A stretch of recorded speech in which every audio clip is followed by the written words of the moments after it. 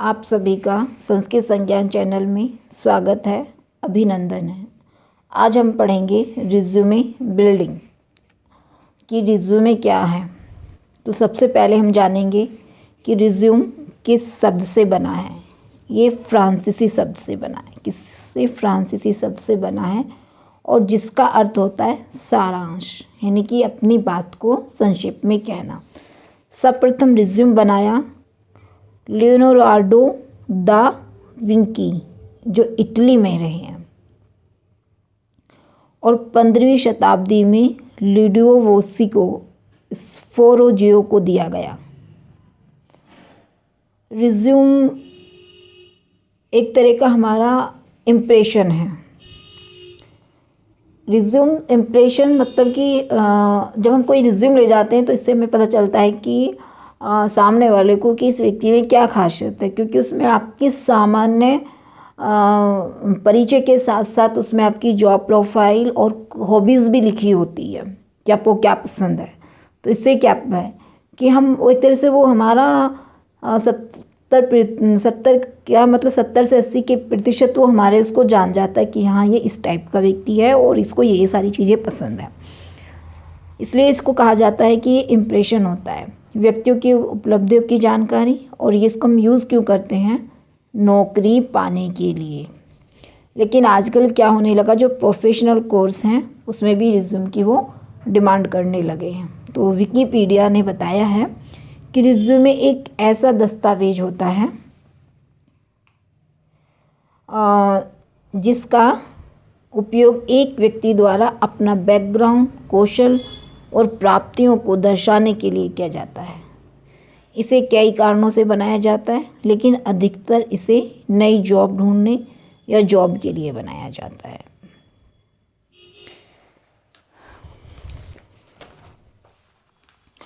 अगला हम पढ़ेंगे कि रिज्यूम की आवश्यकता क्यों पड़ी। ये इसमें देखो, सीधी सी बात है। देखो, हमने शुरू में आपको बताया था, सबसे पहले तो हमें जॉब के लिए और दूसरा यूनिवर्सिटी में एडमिशन के लिए।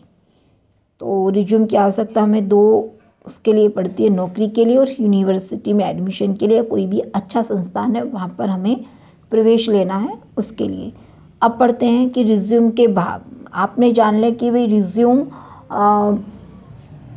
हमारा एक दस्तावेज है जिसमें हमारी सामान्य परिचय के साथ साथ हमारी क्वालिफ़िकेशन, हमारी जॉब और हम उसको, और हमारे अंदर ऐसी क्या रुचि है जो हमें सबसे अधिक पसंद है उसको हम लिखते हैं।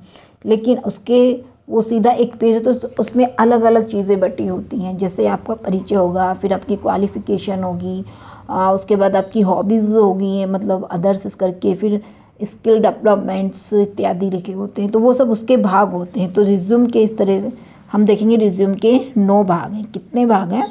9 भाग हैं। तो सबसे पहले रिज्यूम का फर्स्ट भाग है रिज्यूम हेडर, यानी कि ऊपरी भाग। इसमें क्या प्राप्त करते हैं? व्यक्ति की जानकारी। ठीक है। दूसरा है नंबर 2 कॉन्टैक्ट इन्फॉर्म, यानी कि आपका पता। तीसरा है कैरियर ऑब्जेक्टिव्स। ये कहते हैं कि कैरियर ऑब्जेक्टिव्स में आपको जानकारी देनी, लेकिन कितने? 50 शब्दों में केवल, ज़्यादा अधिक नहीं, सारगर्भित नहीं। मतलब सारगर्भित से तात्पर्य मतलब सारगर्भित हो लेकिन लंबा ना हो। इसमें आप क्या चीज़ का वर्णन करेंगे? तो क्यों जॉब ये करना चाहते हैं और किस प्रकार आप हमारी संस्था को लाभ दिला सकते हैं। इन 2 चीज़ों को वो बता रहे हैं। एक तो आपको इन 50 शब्दों के अंदर ये चीज़ बतानी है क्यों आप इस जॉब को करना चाहते हैं, ऐसे क्या क्वालिटीज़ हैं। और दूसरा कि आप इस जॉब को तो क्यों कर रहे हैं और क्यों के साथ ही संस्था से हम आप जुड़ेंगे तो आप हमारी संस्था को क्या मतलब ऐसा देंगे कि वो सफलता की बुलंदियों पर चढ़ सके। उसके बाद 4th है एजुकेशन क्वालिफिकेशन। 5th है स्किल्स, यानी अतिरिक्त कौशल की जानकारी, जो आपने कंप्यूटर सीखा या कोई आपने कुछ और अलग से स्पेशल सीखा, वो सारी चीज़ें।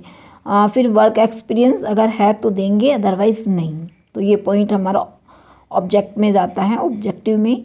फिर अवार्ड्स या हॉनर्स, ये अगर आपने टॉपर किया है यूनिवर्सिटी में या कॉलेज पर, आपको मेडल्स मिले हैं, तो वो सारी चीज़ें आप यहाँ पर दिखा सकते हैं।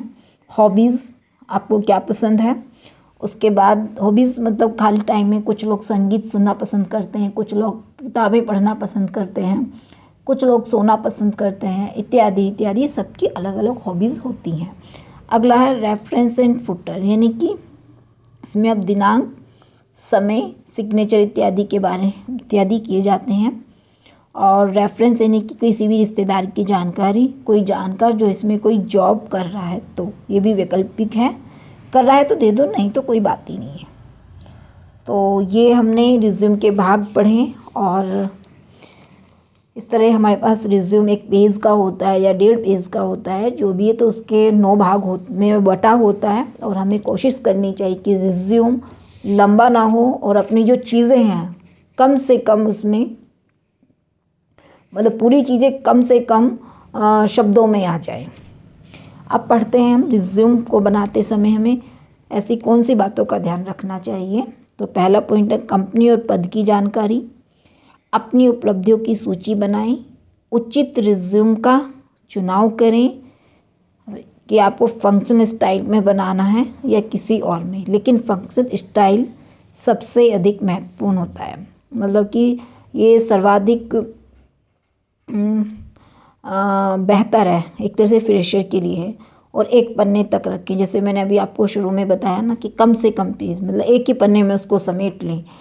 फॉर्मेटिंग में समय लगाएं, यानी कि फ़ॉन्ट, साइज इत्यादि में आपका जो फ़ॉन्ट हो 12 से 14 के साइज में, मतलब जितना आप लिखते हो उसका साइज। और फिर किस उसमें लिखें, टाइम्स न्यू रोमन अगर आप इंग्लिश में दे रहे हैं, सेंस सेरिफाई इत्यादि में। और शीर्षक को क्या करते हैं, कहीं रहे कि वो बोल्ड करें, बोल्ड। और साइज उसका 20। आज शीर्षक मतलब जैसे कि आपके यहाँ एजुकेशन क्वालिफिकेशन है, स्किल्स है, रिज्यूम हेडर है। और तो ये जो पॉइंट्स, जो हेडिंग है ऊपर वाला, उससे आप वो कह रहे हैं कि बोल्ड रखें, डार्क रखें। और उसके जो शब्दों का जो साइज है वो 20 होना चाहिए, लेकिन बाकी का 12 से 14 के बीच में। और भाषा व्याकरण का ध्यान हमें रखना चाहिए। हमें झूठ बिल्कुल नहीं लिखना चाहिए। कुछ लोग लिख देते हैं ना कि हाँ मैं जॉब कर रहा हूँ, या कहीं से झूठा सर्टिफिकेट बना लेंगे। सर्टिफिकेट बन जाएगा, मिल जाएगा आपको कहीं से भी आपकी जानकारी या पैसे दे के, लेकिन आपने अगर वो लिख दिया तो वो अपेक्षा भी करेंगे ना कि हमको अगर इसने ये काम आता है तो हमें इसके साथ अधिक मेहनत की ज़रूरत ना पड़े या करनी ना पड़े, ऑलरेडी आता है। तो वो छुप नहीं पाएगा। इससे क्या होगा, या तो आपको नौकरी से निकाल देंगे, या फिर ये होगा कि एक उसकी मतलब इंसल्ट हो जाएगी कि देखो झूठ भी बोलता। एक आप में ऐसा पॉइंट बन जाएगा कि ये तो असत्य बोलता है। तो इसलिए कभी भी हमें अपने रिज्यूम में झूठी बातें नहीं लिखनी चाहिए। देन सबमिट करने से पहले पुनः पढ़ें। सबमिट मतलब जब हम पूरा बना लेते हैं तब कि एक बार फिर से चेक कर लें कि कुछ चीज़ इसमें छूटी तो नहीं है।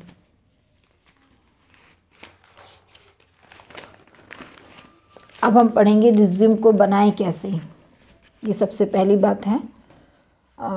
तो नहीं, अब हम रिज्यूम बनाएंगे कैसे, ये दूसरी कक्षा में पढ़ेंगे। धन्यवाद।